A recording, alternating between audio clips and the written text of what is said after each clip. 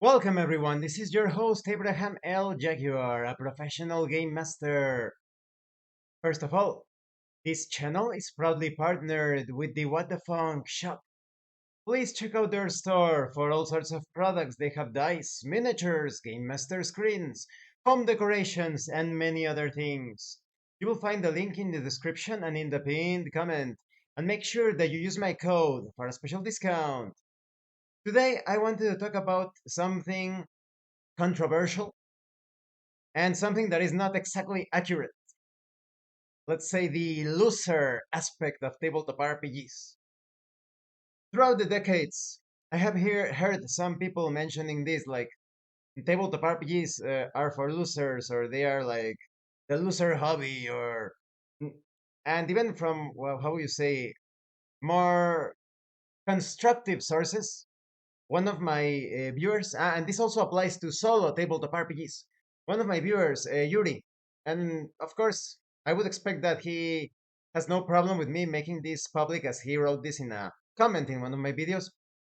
It was a video about solo tabletop RPGs, and he said something along the lines of, "I don't play solo role playing games because it feels a bit like on like a loser activity, like tabletop RPGs already have that stigma of being a loser hobby, and solo is like the double loser, right?" I think this depends on various things, and of course, in certain parts of the world, or even in certain parts of a particular country, this sort of stigma or impaired judgment could be applied. It's not a general thing. It could be localized or limited to particular demographics, correct? But there is a certain truth to things. And I will tell you how the, the only loose aspect of tabletop RPGs that should exist in the hobby is quite enchanting. I will show you why in a few moments. But first, the looser aspect. Yeah, and I have mentioned, talked a little bit about this in other videos. When someone decent and normal takes a look at the current tabletop RPG community, he may come across very disturbing individuals like the wokesters, right?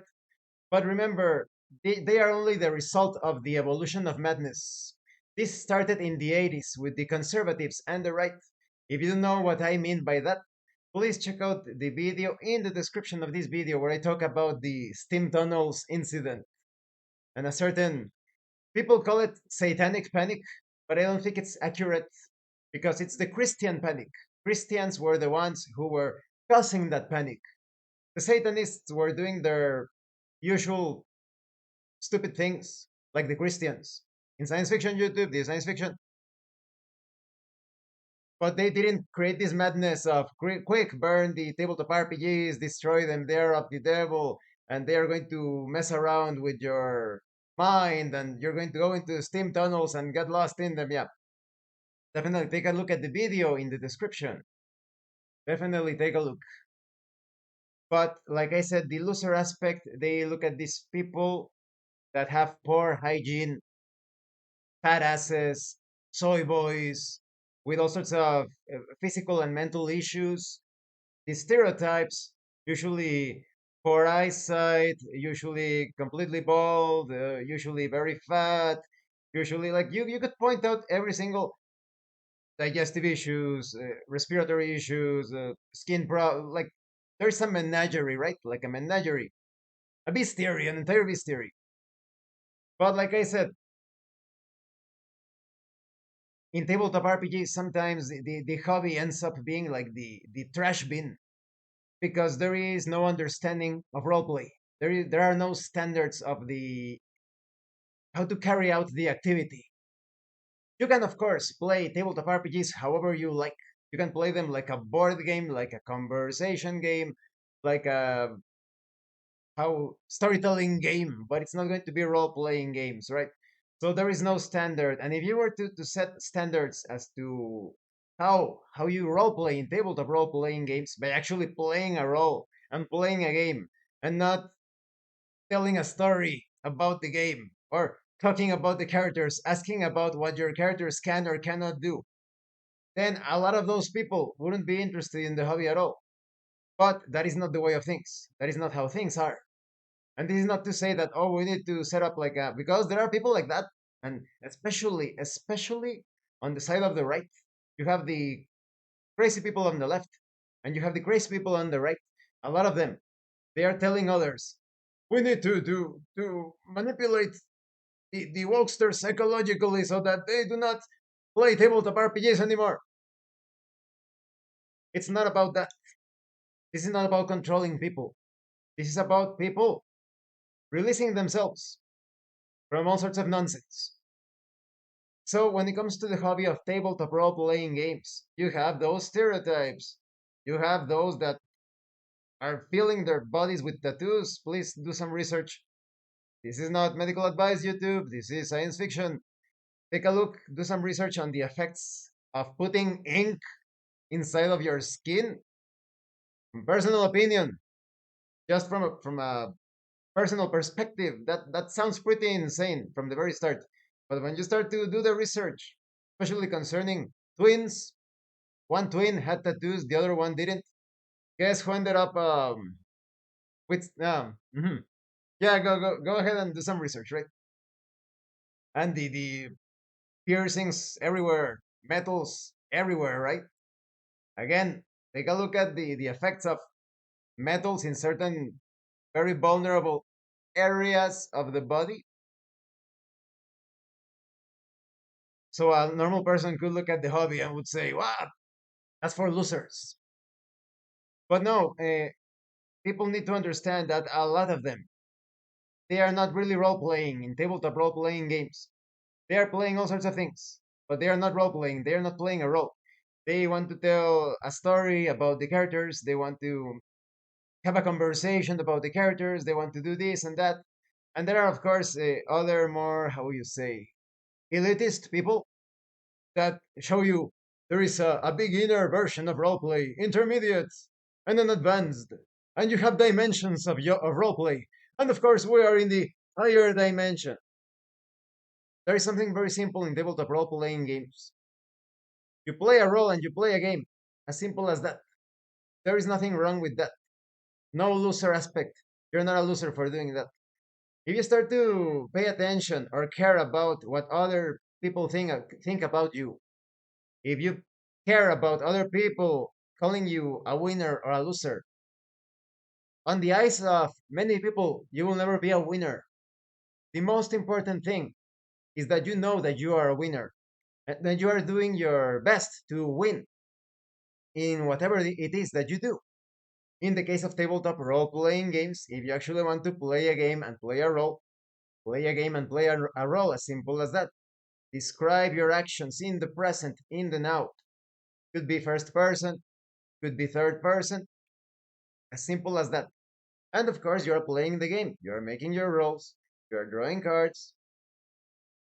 Easy enough, right? And when it comes to solo tabletop RPGs, why having an enjoyment of an activity on your own should be looked upon with shame? Why? Why are you losing when you are spending time with yourself? Just take a look at me. I am running 3 campaigns in total, one here in Mexico, 2 online, and I still take my time to play solo tabletop RPGs. And here's the important thing. The only loser aspect that should exist in tabletop role-playing games should be you cutting loose, losing yourself in the fictional world. Don't care about the outcome, the results. Experience the game world. Play the games that you want to play. Forget about everything. This is your moment, your time. There will be other moments to solve various situations, other duties, things related to the real world. Tabletop role playing games are not an escape, they are a way of having fun and understanding reality. You are not escaping from reality, you are carrying out simulated simulations in a fictional way, in a fictional environment. And through those simulations, you suddenly find yourself understanding reality through fiction. Because reality is oftentimes more extraordinary than fiction. If you look deep enough, you will find yourself fascinated by the real world. So the fictional environment, it is not an escape. It is a fun, recreational activity of understanding. You're not exactly playing to learn. You're playing to have fun. But during that process, it is inevitable that you will receive the inspiration, the mental stimulation from carrying out those actions in a world of unimaginable adventures. So I just wanted to share that there's actually no loser aspect in tabletop RPGs. Rather, there could be losers in tabletop RPGs, but that doesn't mean like tabletop RPGs are a loser activity, right? And for those that feel like, oh no, I'm not going to play solo tabletop RPGs because they are like the loser activity, the loser niche of the loser activity known as tabletop RPGs, according to who? Who gets to decide who is a loser and who is a winner when you are having fun playing a game and playing a role? Tell me, who gets to decide it? Only you. If you decide you are a loser, you're going to be a loser. If you decide that you are a winner because you are actually enjoying yourself playing tabletop RPGs with others or by yourself, you're going to be a winner. Thank you for watching this video. I hope it was informative and entertaining. And thank you so much to those of you that are going the extra mile to support the channel. If anyone else wishes to further support the channel, consider joining as a member using the super thanks button, like, subscribe. Take a look at the information in the description and in the pinned comment. This has been your host, Abraham L. Jaguar, a professional game master. And remember, in tabletop role-playing games, it's not about what you want your characters to do. It's about what your characters are doing.